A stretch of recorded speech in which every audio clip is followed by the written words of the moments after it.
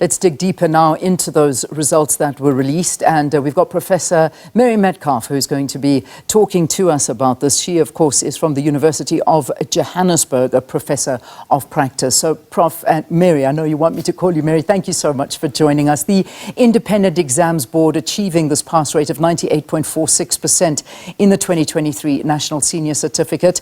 Talk to us, your reaction. I suppose we're quite used to getting very high standards out of these results. Yes, Leanne, morning. I'm never surprised at how well the IEB's candidates have done in the National Senior Certificate. And I always think that we should just start off by congratulating them. But why it's no surprise is that this is a small select group of the entire National Senior Certificate cohort. And it represents a group of learners who attend independent schools. Not all independent schools write the IEB exam, but the rest of the candidates. So let's just say the IEB is about 15,000 candidates. The DBE cohort of the NSC is huge. It is, I wrote it down particularly for you, but it's about 900,000. So this is only 15%, relative to the size of the DBE. What's the difference? Why does the IEB NSC, at the same standard as the DBE NSC, get a higher result? Yeah. That is because it's a group of people and families who have, within the socio-economic variations of the country, the resources to put their children through private schools. Now, the DBE huge group covers every corner of the country, every socio-economic circumstance. So they cannot really be compared. If the same students who wrote the IEB wrote the DBE exam, they would get the same result because the standards are equivalent. So why are there different exams? I mean, let's perhaps begin there, because we heard Premier Panyaza Lesufi calling for, why do we write these exams differently when at the end of the day we have the same body, Umalusi, overseeing these exams, and then of course they study at the same tertiary institutions with the same level of education. So why these two different categories of exams?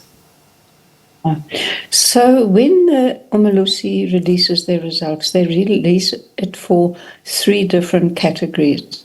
The IEB exams, the DBE exams, four actually, because it's also the DHET exams at this level, and also the psycho exams, which largely deal with correspondence students. So there's four different examining bodies, and this is what the law provides for. So let me just go back to the debate about private independent schools and public schools. So it starts with the Constitution, where the Constitution says that anyone can establish an independent school, which the state is under no obligation to fund, as long as they don't discriminate on the basis of race. So we have a constitutional provision which allows for independent and public schools. We then have legislation which creates this very important quality assurance process of Umalusi that guarantees us that they've gone scrupulously through the scripts, identified any irregularities, made sure that the standards are consistent, and we should be very grateful, in my view, for the work of Umalusi. So the legislation that creates Umalusi also allows for different governing examining bodies. So in terms of what the Premier is saying, I think maybe there's a need for a robust public debate. Yeah. But in the end, Yeah. Umalusi is doing the work that's constructed in terms of the legislation. So if we call upon whoever to change this, it's actually the legislators who must change it if the public debate results in a change in policy.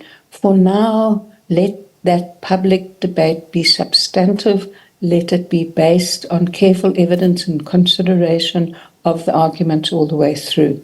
I think that what we have is a national qualifications framework which provides multiple pathways for learners from different contexts with different histories to find their way through an accreditation framework which branches, which connects.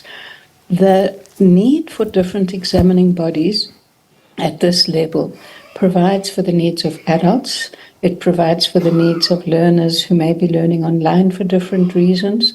So I don't see any substantive reason in the public debate yet as to why we should not allow different examining bodies, as long as we have a body like Umalusi, which assures us of the quality.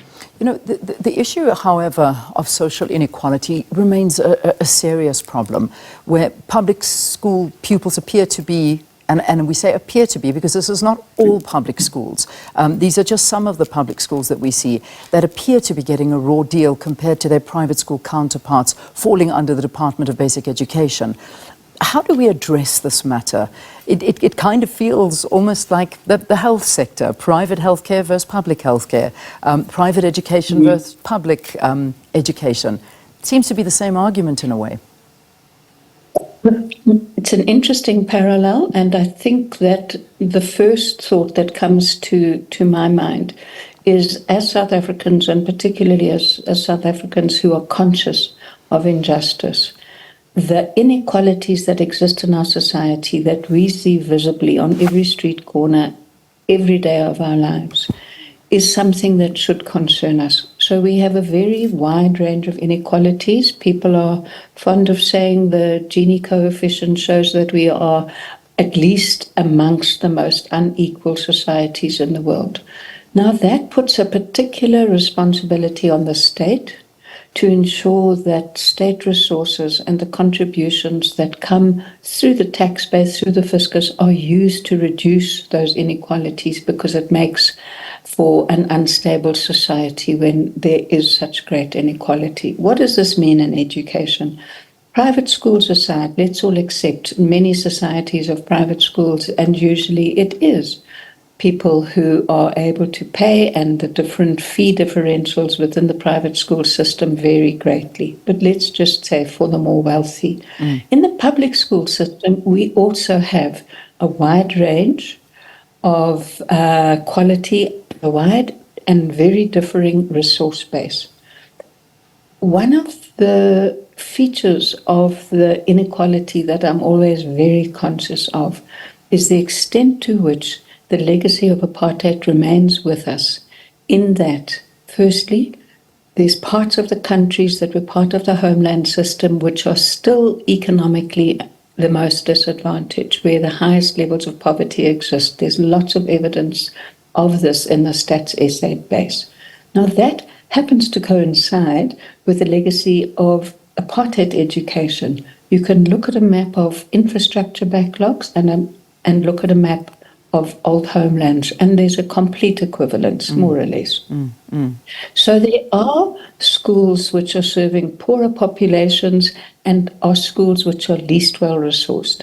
Then there are schools serving wealthier population, which in terms of the quintile system are also able to raise additional fees, although the state provides much less resource to those schools. So we have inequalities. Our job is to make sure that the resources that we have go towards creating better chances in education for the least privileged students. Yeah, and that's the real issue, and the crux of the matter here is to look at how we support them and how we can support them. We've got the Basic Education Minister, Angie Motshekga, setting to release the National Senior Certificate results for the class of 2023 this evening.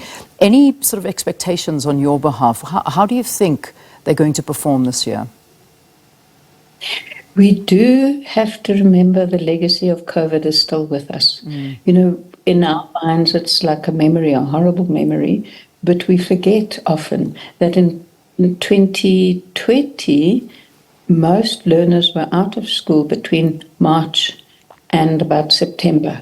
That means this class of grade 12s in 2023 were in grade 9. Yeah. They were about to enter grade 10. When they entered grade 10, they didn't go back to school every day. They'd lost most of grade 9. When they went into grade 10, they alternated, one day off, one day on. And by the way, that was more acute in the public system than the private system, because the private system was able, independent system was able to make greater use of information technology, which is not within the easy grasp of the majority of learners in the public system.